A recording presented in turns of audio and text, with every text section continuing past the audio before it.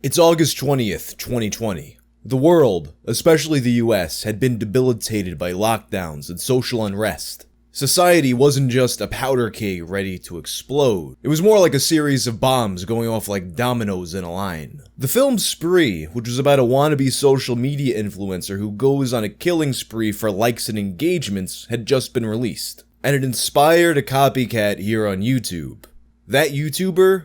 The Kino Corner, who had been on a mental downward spiral for months. Let's just say that when he tried to review the movie, he took things a bit too far. Since then, the entire incident has been completely memory holed from the internet, but I was able to save the VOD in some videos, and I cut it down and edited it to give you the most interesting parts. So without further ado, here it is.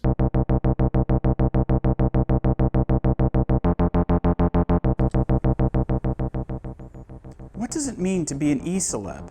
Why are we so obsessed with growing our online numbers? Does the internet affect our personalities, our ambitions? Is internet fame, or rather internet infamy, the peak of success in this day and age? And how do we know that what we see and experience online is real?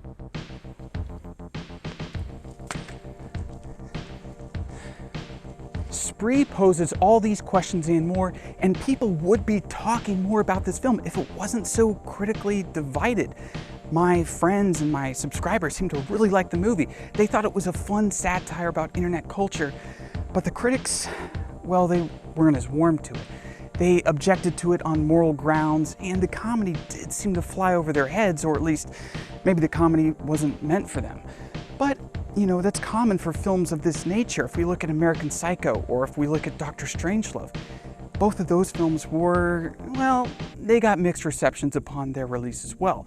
So what I'm saying is don't look at some aggregate score on Metacritic or Rotten Tomatoes. Judge the film for yourself. And as always, also subscribe to Kino's World 94. I follow everyone who follows me back. And today I am following in Kurt Kunkel's footsteps because I am the biggest Kurtie. And today is the second lesson. Wait a second.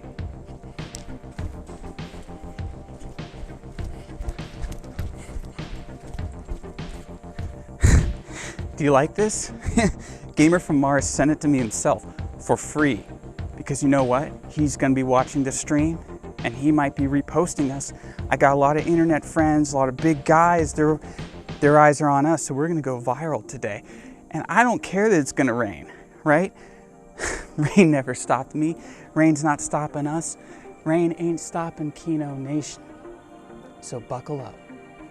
While we're setting up, let's talk about how Spree was made. Unlike most films, just about every camera in Spree is diegetic. What I'm saying is that it wasn't like it was shot on traditional cinema cameras and then made to look like consumer level cameras in post-production.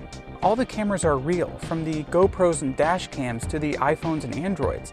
The only time that a red camera, or really any kind of cinematic camera, was used was during the comedy scene, but it makes sense in that context because it's supposed to be a professional level production.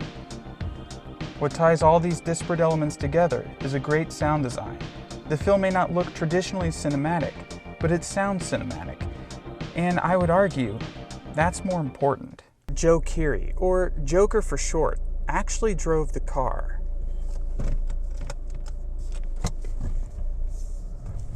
You might be saying, Kino, of course he drove the car. But the reality is that a lot of times, actors don't drive the cars in movies. They get towed by a camera car and they just pretend that they're driving. Now, of course, Joker wasn't driving the car for the stunts, but that goes without saying. But what needs to be said is how hard it is to act and drive. Not only do you have to remember your lines and be in the moment, but you have to focus on the road, and if you fail at that, you crash. Which I won't, because I'm not acting. This is 100% me. Shout out to all the kinographers out there. Don't forget to smash that like, subscribe, and that bell button for all sorts of cool movie-related videos. Now, considering that the GoPros pretty much had a 360-degree view of the car, how could the director direct the scenes without being in the car?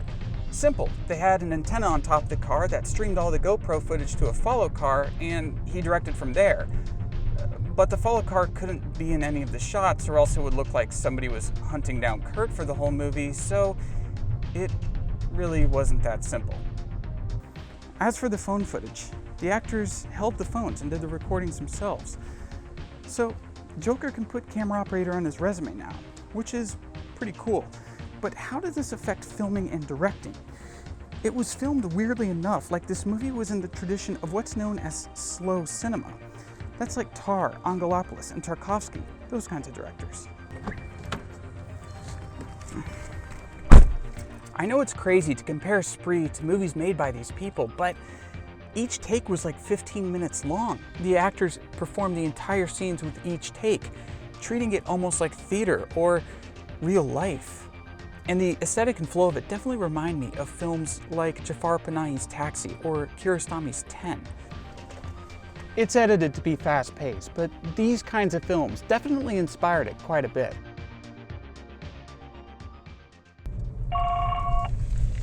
Yo, what is up, Turkey Tom? We got Turkey Tom on the phone right now. Tom, you are on speaker. Hey, chat. Hey, why don't you guys put in chat, gobble gobble Turkey Tom, or maybe, send me a super chat, text to speech. Tom will definitely hear it. Hey, Tom, what is up, my man? How is it going? Hey, Kino, I gotta be honest with you, man. Your stream kind of fucking sucks. It doesn't, but I mean, people like this kind of stuff. They like hearing about how movies were made. Like it's cool. I mean, that's why people watch me, right? Like, that's my thing. Dude, it's boring. I'm literally falling asleep right now. It's 3 p.m., so you shouldn't be falling asleep. But what would you have me do? You know what, man? Forget I said anything. Just do your stream, make people feel smart about film and whatever, give them their what the fuck moments. But if it doesn't get more exciting in the next few minutes, I'm gonna get the fuck out of here. Hey, you promised me that you would share it.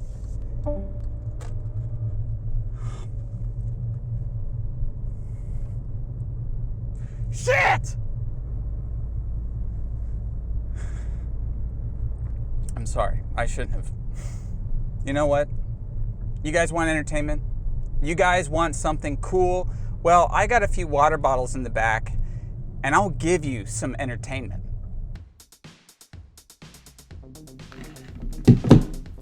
Look, airtight. Watertight. Kurt paces his day in a cinematic way. He starts off small by just having people drink from poisoned water bottles, and as the day and eventually night go along, his stunts become crazier and more brazen. This makes sense because it allows him to get the ball rolling on the killings and show his danger and potential while also flying under the radar for a lot of the movie. It makes sense that the movie is paced cinematically because, well, it is a movie. But what kind of movie is it? Spree is constructed as a screen movie, or as director Eugene Kotlyarenko, sorry if I mispronounced his name, put it, found footage 2.0. Why 2.0? Well, because it's not exactly found footage, is it? There are people in the film watching it as it's happening and interacting with Kurt through the use of chat. The reality is that the director wrote all of the chats, but this extra element got me thinking. The posters all said that this was American Psycho for the digital age, but I think the better comparison is Man Bites Dog, which I've made a video about. Man Bites Dog is a mockumentary that follows a serial killer, and the documentary crew starts helping him commit his murders, breaking the fourth wall and bringing the audience into the horror. In Spree, the chat has a similar function. The people who watch Kurt egg him on to commit more and more acts of violence. And since it feels to us like we're watching this stream, we might feel at least partially responsible for what happens. Kurt may be doing the evil, but is the blood also in our hands? Let's think about the people with whom Kurt interacts. The white nationalist, the pickup artist, the woke comedian, and the Karen. I mean, these people are real, but they're also not. They're like Twitter personas in real life. And these personas come from real people, but they're heightened versions of ourselves. So Spree operates in this world, this heightened world, where people act in real life like how they act on the internet. Oh, here is our guy. Let's pick him up. Drink some water. Hey, how's it going? Yeah, it's raining outside. Hey, I got this camera right here. It's for my own safety. It's for my own protection. I hope you don't mind, do you? Yeah, whatever. Okay, you want to say hi to my streamers, to my followers? Hi. All right, cool. Yeah, man. If you take any gram pictures here, just be sure to do hashtag the second lesson. Just FYI. Hey man, there's some waters in the back in case you get thirsty. Thanks. Every character is always online. Bobby creates vacuous and soul-destroying videos and streams that I guess are targeted towards babies. Uno uses the internet to project a completely false image of herself. Mario and Miles use it to clout chase off of Jessie. And Jessie is constantly streaming or creating videos, even when she's supposedly spending quiet time with her grandmom. And often, she uses her followers as a weapon. I couldn't have been the only one that thought that Miles was cringe, but that Jessie, by recording him for the purpose of having her followers laugh at him, was mean. And just like the rest of them, she's full of shit. Her whole grandstanding about quitting social media was all for show. It was a stunt made to get her more social media followers, and we know this because either she used a fake phone on stage, or she had a backup phone. Plus, she's like immediately posting to Instagram after the events of the movie. So when we look at this world, Kurt fits in perfectly. His thirst for clout and his constant obsession with branding himself doesn't separate him from the world. It makes him a paragon of the world. A person who will literally do anything for internet fame. Jessie states herself that she was just like him. And what is Jessie's catchphrase? All eyes on me. That's what she wants, and that's what Kurt wants. And spoiler alert, he does achieve this goal. He gets 50,000 simultaneous viewers. The look of happiness when he sees that number tells us everything about him. That he's a junkie just like his dad. His dad is addicted to dopamine hits from hard drugs, but Kurt gets his dopamine rushes from followers and notifications. We all get these small rushes when Twitter or YouTube or Instagram notifies us. These apps are designed to basically make us psychologically addicted to them, but Kurt is really addicted. And it's not just that he's addicted to these rushes. He's from a broken home. His dad, as we said, is an addict, and there is a weird relationship between Kurt and his mother. He's someone who isn't loved or perhaps just doesn't feel loved, and he's desperately seeking affirmation from the nameless and faceless internet horde, which is futile and ridiculous. I shouldn't even have to explain why that's crazy. But so many of us are like Kurt, aren't we? We feel unloved, left behind, depressed, dispossessed, or any number of things. But as we get more and more online, we also feel lonelier and lonelier. And as communities and families fall apart, we look for love and affirmation elsewhere. So we project these fake versions of ourselves online to get engagement or to fit into groups or to just make people think that we're not as sad as we really are. That's kind of depressing. And also really scary. Spree is a movie about the internet made by somebody who definitely understands the internet. It's a movie very much of its time, and I think that anybody who enjoys watching YouTube videos or Twitch streams is going to find this movie highly enjoyable, thought-provoking, and hilarious. It's basically Man Bites Dog for the age of influencers, or Man Bites Dog meets Jafar Panahi's Taxi. It's also cool that the filmmakers created an Instagram account in character for the movie called Kurt's World 96. It provides a lot of story around the film, and I think it serves as an example of really cool storytelling. Now, it's not a perfect film. There are some continuity errors that I did notice, but didn't really take me out of the movie. And a big criticism that I have read and that I understand is that some people think that the suspension of disbelief is too much. I get it, he's killing people on a live stream. But to counter that, almost all the people watching in the film think it's fake, until maybe near the end. Many people in the chat call it fake. They don't even believe that Bobby died, even though they saw him stabbed. The internet is so full of hoaxes that we often don't believe much of what we see, especially when famous influencers are involved. Bobby Basecamp could have faked his own death so he could talk to Jay Station at 3 a.m.